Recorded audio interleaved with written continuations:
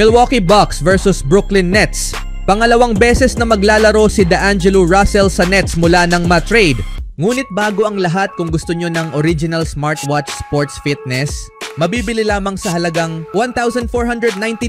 I-click lang ang link sa comment section. Sa panimula ng laban, magandang cut ang ginawa ni Lopez nang mahanap ito ni Giannis. Speaking of Giannis, agresibo ng maaga ang Greek Freak. Nagtuloy-tuloy patungo sa dulo. Tagumpay ang atake at may kasama pang foul.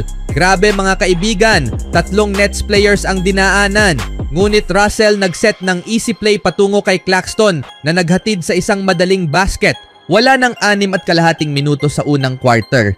Nagpatuloy pa rin si Giannis. Isang open layup ang ginawa. Leading na ng 7 ang Bucks, wala ng 5 minuto. Giannis ulit mga kaibigan. Tagumpay ang turnaround jumper. Nag-ala Kobe Bryant. Ngunit salamat sa magandang laro ni Thomas. Nanatiling dikit pa rin ang Nets sa laban at naging leading pa nga sila ng 2 nang maipasok niya ang acrobatic play na ito.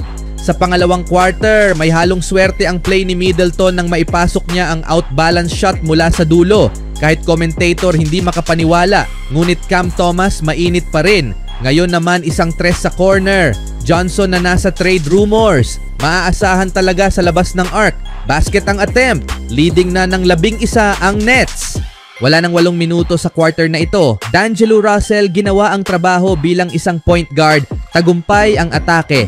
May kasama pang foul nang sumabit si Lillard. Russell ulit. Agresibong-agresibo. Hindi magpaawat. Tagumpay ang signature move jumper. At ito pa mga kaibigan, ipinakita ang IQ sa laro. Madali lang niyang dinaanan ng Bucks center na si Brook Lopez sa paint.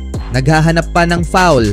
Sa pagbabalik mula sa timeout, bumabawi si Giannis. Ngunit offensive foul ang tinawag dito. Kaya sumailalim ito sa isang challenge. Sa huli tagumpay ang challenge ng Bucks. Napipikon na si Giannis, pinisikal ang Nets sa ilalim, hindi mapigilan. Sa panimula ng ikalawang kalahati, nakagawa ng steal si Russell na naghatid sa isang matinding slam dunk ni Claxton sa dulo. Buti na lang nakabawi agad si Lillard. Ngunit Cam Johnson pinakita kung bakit dapat siyang kunin ng contender team. Malapit na sa 9 na minuto ang natitira. Giannis gustong bawasan ang kalamangan ng Nets. Iniwan si Claxton sa paint. Basket ang layup. Ngunit masakit ang bawi sa kabila. Isang tres sa corner ni Cam Johnson mula sa pass ni Russell. Wala nang 7 minuto ang natitira sa quarter na ito. Nagpakitang gilas si Giannis.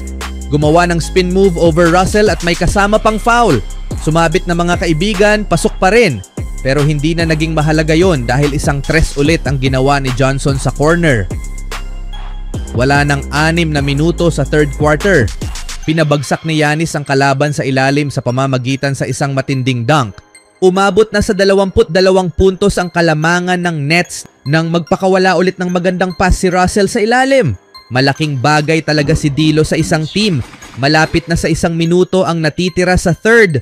Bumaba sa 10 ang kalamangan ng Nets dahil sa effort ni Giannis at sa magagandang laro ni Trent Jr. 7.5 minuto sa last quarter. Bumalik sa 19 ang kalamangan ng Nets dahil sa reverse layup na ginawa ni Cam Thomas sa ere. Basket yon. Bumaba sa 7 ang kalamangan ng Nets nang makakuha pa sila ng magandang block na naghatid sa isang easy basket. At tuluyang nabuhayan ang mga fans sa arena nang bumaba sa 6 ang kalamangan ng Nets dahil sa easy layup ni Giannis. At naging 3 mga kaibigan dahil sa tres ni Lillard. Nagsitayuan na ang mga fans. May nangyari pang hindi maganda kay Russell at naging 1 na nga ang kalamangan ng Nets nang makuha ni Lillard ang isang magandang pagkakataon. Ngunit sa huli panalo pa rin ang Nets at hindi makapaniwala si Giannis sa nangyari. Even when you feel low, you can still go. Even when you feel slow, you can still go. Even when there's no hope, you can still go. I never answer to no, man, I still go.